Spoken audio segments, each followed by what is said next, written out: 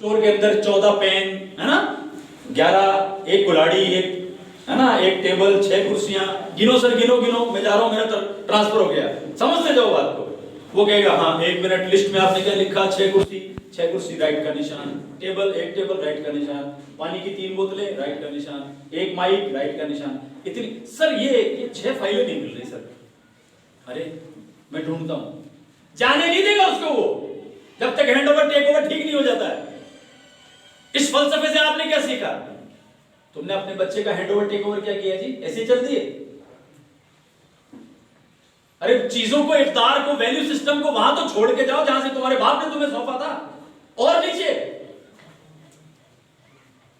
अरे मान ऑफिस के दफ्तर को जब कुछ सौंप के जाता है तो क्या लिस्ट छोटी करके दे सकता है क्या? वो उसकी कैपेसिटी है क्या? खरीद के लाके 6 फाइलें जमा करा के जाता है कि जी सॉरी यार वो कहीं खो गई होंगी, एक काम करता हूं मैं अभी बाजार से मंगवा देता हूं, आप एंट्री ले लो इसकी। यही होता है ना? अरे सुना होगा ना सरकारी दफ्तरों में काम कैसे होता है। हैंड ओवर टेक ओवर, सौंपा लिया। क्या सौंपा जी औलाद को? वो जो स्टोर में, जो तुम्हारी कस्टडी में जितना माल था उतना तो छोड़ के जाओगे ना।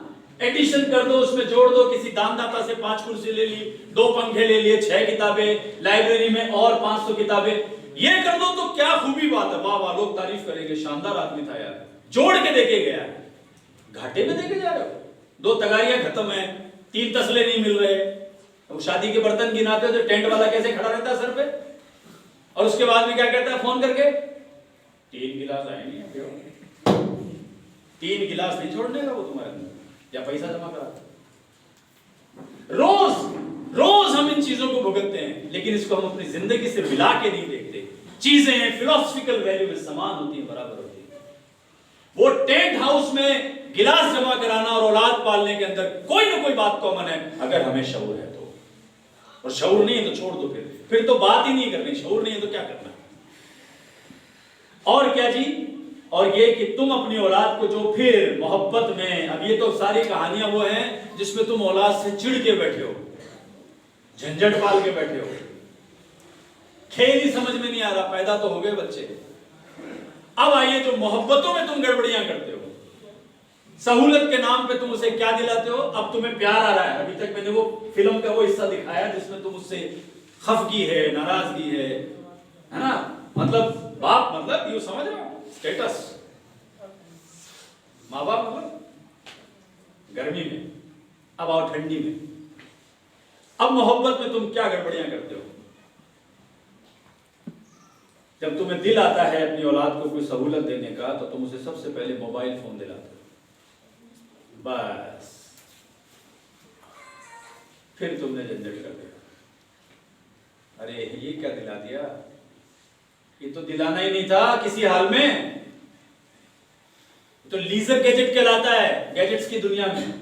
लीजर गैजेट का मतलब ये होता है कि जिसमें रजाई में घुस के भी देख लो, बाथरूम में भी गाना चला के नहा लो, टॉयलेट पे बैठे हुए सीट के ऊपर कार्यक्रम कुछ और चल रहा है, मोबाइल में कुछ और चल रहा है। ये तो ऐसी मशीन है जो आपके साथ कब्र तक भी जा सकती है। तो ये तो तुम्हें नहीं दिलाना था भाई, ये क्या कर दिया? ये मोहब्बत तो, अबे मोहब्बत पहले तुम्हें अपनी औलाद के साथ में जो चीज, रिश्ता भारी पड़ रहा था, वो रिश्ता क्या था? कड़क वाला रिश्ता था। अभी मोहब्बत भी भारी पड़ रही है। ये तो ऐसे खिलाड़ी की बात हो गई जिसकी बॉलिंग भी खराब, जिससे कैच भी छूटे, जिसे बैटिंग भी न करनी आए, फील्डिंग भी रद्दी। अरे तो तुम क्यों हो टीम में? और सहूलत के नाम पे तुम उसे क्या देते हो? कैश। हमारे बड़े भाई ने हमको पाला। मेरा बाप उस वक्त मर गया जब मैं अपनी मां के पेट में था। हमारे बड़े भाई ने हमें क्या, अल्लाह उनको सलामत रखे, क्या शऊर उस आदमी में। उसने कहा बच्चे के हाथ में कैश देने का मतलब है तुम उसे अफीमची बना दोगे, नशाखोर बना ही दोगे, बचा नहीं सकती कोई दुनिया की शय। उससे पूछो तुम्हें चाहिए क्या, लाके दे दो। कैश किस बात का? 12th क्लास तक बच्चे को कैश मत दीजिए। ये भी मत कहिए ये ले 10 रुपए से फला चीज खरीद के ले आ। अपनी औलाद को मैंने उसी पैटर्न पे पाला। उसके बाद ऐसा नहीं मेरी इजाद है, भाई से सीखा मैंने। 10 रुपए क्यों चाहिए? चीज बताने क्या चाहिए? अब वो एक रबड़ चाहिए, एक रबड़ चाहिए, एक वो पेंसिल चाहिए, एक उसे छीलने वाला शार्पनर चाहिए, 2 तरह के कार्लिश दे, आगे सामान पकड़। पैसे क्यों चाहिए? दूसरी मिस्टेक करते हो आप मोहब्बत वाली। तीसरी मिस्टेक जो करते हो उसके ऊपर अगर हमें शर्म आ जाए तो बहुत अच्छी बात है। वो क्या? ऐसा हो नहीं सकता कि औलाद को ये कहो कि तुम वक्त की पासदारी करो और तुम रात को सुबह 4 बजे सो। इम्पॉसिबल है। आपको देख के वो कॉपी करता है। और अगर ये तुमसे नहीं बैठ रहा है मामला तो जी नमाजी हो जाओ पक्के वाले, फिर चीज सेट हो जाएगी एकदम। और मैंने बहुत सारे माँ बाप ऐसे भी देखे, लोग मुझसे सवाल भी करते हैं जी बच्चे नमाज नहीं पढ़ते। उसका जवाब ये, तुम पढ़ते हो? तो कॉपी करेगा ना वो तो। और अगर वो पढ़ते हुए देखेगा आपके दिल हर चीज समझता बच्चा। अरे आपकी हार्ड डिस्क 1 टीबी की, मान लो हार्ड डिस्क समझते हो ना, पेन ड्राइव है, मोबाइल में पता करते हैं ना स्पेस कितना है। आजकल एक बड़ी अच्छी टर्म चल गई 8/128। मोबाइल क्या है? 8/128। 8/128 8 GB रैम, 128 स्पेस, यही है ना। तो मान लो तुम 128 GB स्पेस लेके पैदा हुए हो, तो बच्चे के दिमाग में उतना स्पेस नहीं है, कैसे पता कर लिया जी आपने? अरे उतना ही है जितना स्पेस तुम लेके जन्मे हो, उतना स्पेस उसके पास है कि नहीं है? है कि नहीं है बताओ? उसकी तो हार्ड डिस्क पूरी खाली पड़ी है, वो तो रोज नई फाइल डाल रहा है उसमें, उसे कोई डंडा नहीं है, नया कंप्यूटर है भाई। है कि नहीं होता? तुम्हारे है 50 झंझट, उसके 500 रुपए लिए थे वो चुकाने हैं, इधर ITR नहीं भरा, बॉस ने काम बताया था 2 फाइलें पेंडिंग है, बीवी का पाजेब टूट गई, आहा आटा खत्म हो गया, अम्मी की दवा। अरे तुम फंसो, तुम्हारे चल रहे 36 सॉफ्टवेयर, उसके थोड़ी चल रहे हैं। तुम्हारा कंप्यूटर हैंग होगा, स्पेस उतना ही है, रैम तुम्हारी इंगेज होगी, उसकी तो रैम भी फ्री है। ये जो कंप्यूटर तुम्हारा हैंग हो रहा है, कंप्यूटर साइंस क्या कहता है? कंप्यूटर स्पेस में थोड़ी ना हैंग होता, पहले रैम पे होता। यानी तुम उसे कितना काम में फंसा रखा है तुमने, तो तुम्हारा रैम में फंसा हुआ है, उसका तो वो भी नहीं फंसा हुआ। वो तो नोट कर रहा है, बाप की जोहर गई, असर गई, मगरिब पढ़ ली, 2 कज़ा भी छोड़ी, लिस्ट मेंटेन कर रहा है वो दिमाग में। ईशा में जल्दी सो गया, अपने को कौन सी नमाज पढ़नी चाहिए? कॉपी सिस्टम नियम के तहत सिर्फ मगरिब पढ़नी चाहिए। ओके, आ जाओ। टाइम की शेड्यूलिंग जिस बच्चे को लेकर आप तंग हो, वह टाइम की शेड्यूलिंग सिर्फ नमाज से मुमकिन है। और यह सिस्टम आपको इस्लाम ने दे दिया फर्ज बनाकर, और यह भी कह दिया, इसको इनाम रख दिया गया, इसका सवाल सबसे पहले क़यामत में तुमसे पूछा जाएगा। तब भी हमसे छूट जा रही है, हमें कोई तमीज नहीं इस बात। बताओ यार, दुनिया में तुम्हारे लिए जो भलाई का दस्तावेज आया था उसको भी ठोकर मार दी। माज़अल्लाह, अस्तग़फिरुल्लाह रब्बी मिन कुल्ली ज़ंबिन व अतूबु इलैह। क्या कर रहे हैं हम लोग? ये टाइमिंग का इश्यू तब तक हल नहीं होगा जब तक तुम खुद नमाजी नहीं बन जाते। टाइमिंग क्या समझा रहे हो उसको? नमाज समझा तो टाइमिंग नमाज समझा देगी। और फिर जो अल्लाह की नुसरत उसको मिलेगी दुआ की शक्ल में, वो जो खुदा के आगे झुकेगा। मैंने कहीं पढ़ा था, बाकी मुफ्तियान यहां पर बैठे हुए हैं, मुझे और सही करेंगे कि अल्लाह का अज़ाब आज उतर आए, बच्चों को देखकर रहम करता है। हमारे काम तो ऐसे हैं कि अभी उतर आए, ये जमीन अभी आसमान हो जाए, आसमान जमीन हो जाए। तो कुरान क्या कहता है कि तुम लूत और नूह की कौमों के साथ जो हुआ, समूद की कौमों के साथ, उससे सबक नहीं लेते क्या? वो यही तो था। तो हम पे अज़ाब क्यों नहीं होता? अच्छा बताओ कौन सा कांड है जो हम नहीं कर रहे? बता दो जरा। सारे कर रहे हैं। तो ये एक तो समझ लो कि तुम पर इनाम मोहम्मदी सल्लल्लाहु अलैहि वसल्लम है, और दूसरा ये जो बच्चे हैं, और हम इनको हैंड ओवर टेक ओवर में हम कितने बेईमान कर्मचारी हैं। हम इनको 6 तस्ले कम देके जा रहे हैं और चाह भी रहे हैं कि साइन कर दे इस पे। वो बेचारा अपने से फिर तस्ले खरीद के लाएगा, सब उसमें सामान में जमा कराएगा। यही तो बात है ना जी, चीजें फिलोसफिकल वैल्यू में तो समान होती है ना। अरे उस बात को, हैंड ओवर टेक ओवर को, तस्ले गिनने को, टेंट वाले के 11 गिलास को और अपनी जिंदगी को, शऊर है तो तुम्हारे सामने फलसफा है। अगर अकल है तो, नहीं है तो छोड़ दो ना, बात ही छोड़ दो। फिर मैं और सांड फिर बराबर है, मेरा कम मुकाबला फिर सांड से है ना। फिर बाजार में किसी भी सांड को जाके बोलूं आ भाई, लोग कहेंगे भाई क्यों भेटी बिड़ा रहे? नहीं, मैं इंसान तो नहीं ना, इससे मुकाबला कर रहा है, मार भेटी। तो ये करो फिर, जब इंसानों वाला हम में मान लो नहीं है तो मुकाबला फिर किसी और से करोगे ना। सांड से करोगे, मेंढक से करोगे, बंदर से करोगे, अच्छा 6-6 बिल्डिंग कूदता है, मैं भी कूदूंगा, करो फिर वैसा। हम डिनाई कर रहे हैं ना। तो ये आपके पेरेंटिंग से जुड़ी हुई चीजें होंगी। अब आप ये कहोगे कि उस्मानी जी आपने कह दिया कि मोहब्बत में भी हमें ध्यान रखना है, इसमें भी ध्यान रखना है, तो फिर मोहब्बत जतानी भी तो पड़ेगी। इसे क्या कर रहे हो यार, तुम ऐसे क्या आदमी हो, हर चीज से रोक दे रहे हो हमको। बच्चे को कंप्यूटर दिलाइए, मोबाइल, और कंप्यूटर कौन सा जो टेबल पे रखा जा सके, लैपटॉप भी नहीं। पूछो क्यों, पूछो पूछो, अरे पूछो। इंसान की कुर्सी पे बैठने की आदत क्या होती है, लेटने की आदत होती है। अगर इंसान की पोजीशनिंग के ऊपर एक रिसर्च की जाए तो सबसे ज्यादा वक्त किसी एक पोजीशन में जो गुजारता है वो लेटा हुआ है। 6 घंटे सो रहा, 8 घंटे सो रहा, दिन में और 2-3 घंटे आराम कर लिया कुर्सी पे, तो फिर उधर पलट गया। लैपटॉप जैसे ही दोगे वो पलट के पढ़ के वहां पे फिर अपना एंटरटेनमेंट करेगा। तो लीजर गैजेट तो देना ही नहीं है। क्या बोला था मैंने, लीजर गैजेट। लीजर गैजेट का मतलब क्या है, ऐसी मशीनें जिन्हें आप फुर्सत में इस्तेमाल करते हैं।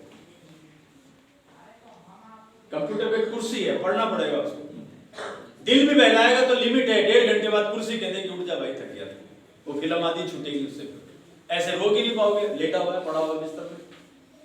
और मोहब्बत में तुम क्या करोगे, उसका फूड, खाना ठीक करो। सुबह शाम निहारी नहीं चाहिए उसको, मालूम कीजिए डाइट चार्ट कैसे बनता है। मोहब्बत वाले बता रहा हूं तरीके, मोहब्बत दिखाना है आपको, फूडिंग से करो ना उसकी। उसे बताओ नाश्ता करना क्यों जरूरी है, बटर खाने से क्या होता है, राइट प्रोटीन तुम्हें कहां से मिलेगा, वो विटामिन अपने फूडिंग में शामिल कीजिए जो उसके इमोशन को ठीक करे। अरे तो सब हार्मोन है ना।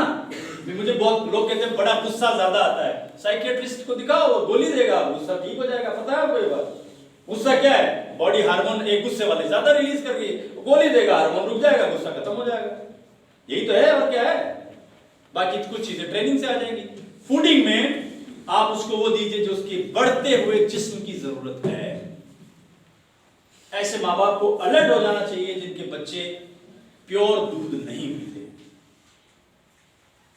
ऐसे घर अपना तज्जिया करें जिन घरों में चाय ज्यादा बनती है और दूध कम पिया जाता है। ये फूडिंग, ये लो मोहब्बत वाले तरीके जो बता दूं तुम्हें, औलाद मोहब्बत में कैसे पलती है। पूरी फूडिंग खराब है हमारे घरों की, नाश्ता गायब है, सबसे भारी खाना रात का खाते हैं। साइंस क्या कहती है, सबसे भारी नाश्ता करो, उससे कम लंच करो, डिनर में हल्का फुल्का खाओ, खाओ जरूर। मुसलमान घरों में क्या होता है, नाश्ता, मैं तो उठा ही 12 बजे, नाश्ता किस बात का, वाह। और ये बात कहते हुए गुटखा भी होता है। फिर वो लंच करता है ऐसे ही लटर पटर, कुछ खा लिया, रात की सब्जी गर्म कर ली, खाई खाई नहीं खाई, रात को सस्ती है, ले आओ जी बिरयानी और निहारी और कोफ्ते और शामी कबाब और नरगिसी कोफ्ते, ये वो जो नाश्ते में मिलने चाहिए थे, और खाते ही सो गया। यही आदत बच्चे में डाल दी। अब आप सोच लीजिए कि आप बच्चे की मोहब्बत, मैंने क्या कहा, वो तो कॉपी कैट है, वो तो जो देखेगा वैसा करेगा। तुमने उसकी सारी फूडिंग, उसकी हेल्थ के साथ कितना बड़ा समझौता किया आपको पता ही नहीं है। ये है मोहब्बत में जो करने वाले काम है। अभी तक ये वो काम थे जो आपको नहीं करने थे। अब आओ यस वाली लिस्ट के ऊपर डिस्कशन करें। वो नो था, ये यस है। और लास्ट और इंपॉर्टेंट बात, पेरेंटिंग के सेक्शन में आपने अपने बच्चों को कितनी नई जगहें दिखाई। मोहब्बत आ रही ना, मोहब्बत आ रही है बच्चे पे, घुमाने ले जाइए उसको बताओ बर्फ गिरती है, ये खुदा की कुदरत है। उसे कहो कि जो नदियां हैं इसकी ये कितनी जिंदगियां लेके चलती हैं। उसे कहो कि पहाड़ और पठार, और ये देख राजस्थान का रेगिस्तान। मोहब्बत आ रही है ना, पैसा खर्च करना ना, खूब तरीका बता रहा हूं। अगर पैसे बहुत काट रहे हैं तो ट्रेवलिंग इंपॉर्टेंट है उसके लिए। सैर कर दुनिया की गाफिल जिंदगानी फिर कहां, जिंदगानी भी रही तो ये जवानी फिर कहां। तो दिखाओ उसको, ये देखो दुनिया में अल्लाह ताला ने इतनी फसलें, इतने, और ट्रेवलिंग का मतलब किसी शहर में होटल में जाकर वहां की ऐतिहासिक इमारतें देखना नहीं होता है। ट्रेवलिंग का मतलब होता है खुदा की कुदरत का नजारा करना। जहां आप जाओ सतपुड़ा के पहाड़ देखने के लिए उत्तराखंड के पहाड़ देखिए, उत्तर प्रदेश की नदियां देखिए, कश्मीर की बर्फ देखिए, राजस्थान का रेगिस्तान देखिए, मध्य प्रदेश के पठार देखिए, जमीनी इलाके केरल के देखिए। जो नारियल खाता है उसे बताओ तो ऐसे पैदा होता है, खजूर कहां होता है। पैसा खर्च करना है ना, लो पैसा खर्च करने का तरीका मोहब्बत का बता देता हूं। और लास्ट में अब 2 इंपॉर्टेंट डिपार्टमेंट और हैं, जल्दी से अपनी बात खत्म करता हूं। बच्चे की 8वीं 9वीं 10वीं क्लास में जब वो आ जाता है तो उस पर लगेगी सब्जेक्ट काउंसलिंग। सब्जेक्ट काउंसलिंग का मतलब ये हो गया कि उसे अब कौन से विषय लेने चाहिए 11 और 12 क्लास में। वो पेरेंटिंग वाली दुकान बंद, बहुत माँ बाप को लताड़ दिया। ये जो सब्जेक्ट काउंसलिंग होगी कि कौन से विषय उसको लेने हैं, ये क्लास 8, 9, 10 में उसके पास सब्जेक्ट काउंसलिंग लगेगी। बच्चे को नहीं पता कि वो किस सब्जेक्ट में अच्छा है, इसके लिए एक टेस्ट होता है, उसका नाम है एपीआई। एपीआई का मतलब हो गया एप्टीट्यूड, पर्सनैलिटी एंड इंटरेस्ट। बच्चे की रसाई क्या है, एप्टीट्यूड, पर्सनैलिटी शख्सियत क्या है, और इंटरेस्ट दिलचस्पी क्या है। इसके आधार पर उसके सब्जेक्ट तय होते हैं। और ये काम 8वीं क्लास में आए हुए बच्चे के साथ हो जाए तो सबसे बेस्ट टाइमिंग है, वरना 9th में तो हो ही जाना चाहिए, और 10वीं में अगर आप तय करते हो तो अति कर रहे हो आप। ये तो ऐसा है कि अब टांग काटने की नौबत आ गई, डॉक्टर के पास ले जाने वाली बात है। चोट लगते क्यों नहीं लेते। और दूसरा, सब्जेक्ट काउंसलिंग के अलावा जो काउंसलिंग लगती है, तीसरे डिपार्टमेंट की बात वो बता देता हूं, वो कहलाती है करियर काउंसलिंग। फर्क है दोनों में, सब्जेक्ट काउंसलिंग में और करियर काउंसलिंग में, फर्क समझते जाइए। करियर काउंसलिंग का मतलब यह है कि आपके बच्चे ने अगर साइंस ली है, कॉमर्स ली है, आर्ट्स ली है, तो साइंस में वो मेडिकल में जाएगा, इंजीनियरिंग में जाएगा, पैरामेडिकल में जाएगा, सर्जरी साइंसेस में जाएगा, कंप्यूटर में जाएगा या एग्रीकल्चर में जाएगा। ये कैसे मालूम करोगे? ये जो वो एक्सपर्ट एपीआई टेस्ट ले रहा है वो बताएगा तुम्हें नहीं मालूम। और सबसे खराब जजमेंट बच्चे के सब्जेक्ट काउंसलिंग की कौन करता है? माँ बाप और टीचर, और उन्हीं की बात मानते हैं। नहीं, गड़बड़ी कर रहे हो। ये तो ऐसा है जैसा पेपर जिसने बनाया वही कॉपी चेक कर रहा है, तो फेवरेट बच्चे को नंबर ज्यादा दे देगा। यानी ये चेकिंग होनी चाहिए ऐसे आदमी से जो हमें नहीं जानता सीधे तौर पर, वो बिल्कुल, क्योंकि उसको कबीर की जबान में कहे तो ना काहू से दोस्ती ना काहू से बैर, ना उसे आपसे मोहब्बत है ना दुश्मनी है, सही सही बात बताएगा। सब्जेक्ट काउंसलिंग के बाद, करियर काउंसलिंग होने के बाद, साइंस में अगर आपने medical, paramedical, surgery, engineering, computer, agriculture लिया है, या रिहेबिलिटेशन साइंसेज लिया है, या वाइल्ड लाइफ लिया है, या बॉटनी लिया है, या कॉमर्स में आप अकाउंटेंसी ले रहे हो, चार्टर्ड अकाउंटेंसी ले रहे हो, कंपनी सेक्रेटरियल ले रहे हो, या कॉस्ट अकाउंटेंट ले रहे हो, या आप आर्ट्स में जा रहे हो तो आप एजुकेशन में जाओगे कि लैंग्वेज में जाओगे कि लॉ में जाओगे कि मीडिया में जाओगे। और एक और 3 सब्जेक्ट ऐसे हैं जिसके बारे में बहुत कम लोगों को मालूमात है, इसलिए उस लाइन में हमारे बच्चे नहीं हैं। एक का नाम है स्पोर्ट्स, खेल, एक का नाम है परफॉर्मिंग आर्ट्स, और एक का नाम है लिबरल स्टडीज। ये सब क्या होते हैं? किसी दिन आप मेरा सिर्फ इस पे लेक्चर रखना। अभी क्या है, मुझे समग्र बोलना है सब पे। जामे तो जामे बाद में क्या क्या समेटू, मैं क्या क्या छोड़ दूं, है ना। शकील ने क्या कहा, कहां से छेड़ू फसाना कहां तमाम करो, तो करें कहां से समेटे इसको। और ये सब चीजें जब आप पढ़ लेंगे तब आपको पता चलेगा एपीआई टेस्ट से कि आपके बच्चे को सब्जेक्ट क्या मिलना है, और दोबारा एपीआई लगेगा उसका जब वो क्लास 11 में आ जाएगा कि इसको किस चीज की कोचिंग लेनी है। देन वो होगी उसकी करियर काउंसलिंग। तो काउंसलिंग में भी कंफ्यूज मत होना, पहले ये मालूम करना है कि बच्चे को सब्जेक्ट क्या लगेंगे, उसके बाद उसकी जिंदगी किस में बनेगी। ये 2 अलग अलग बातें हैं। पहली पढ़ाई बच्चे के बारे में आप मालूम करोगे क्लास 8, 9 और लास्ट टू लास्ट 10 में, और करियर काउंसलिंग जो उसकी कोचिंग लगेगी वो 10वीं 11वीं 12वीं में लगती है। आपको मेरी कोई बात पसंद आई तो आप उसके लिए दुआ दीजिए, बुरा लगा हो तो माफ कीजिएगा। आपका कोई सवाल हो तो आप पूछ सकते हैं, मेरी बात खत्म हुई।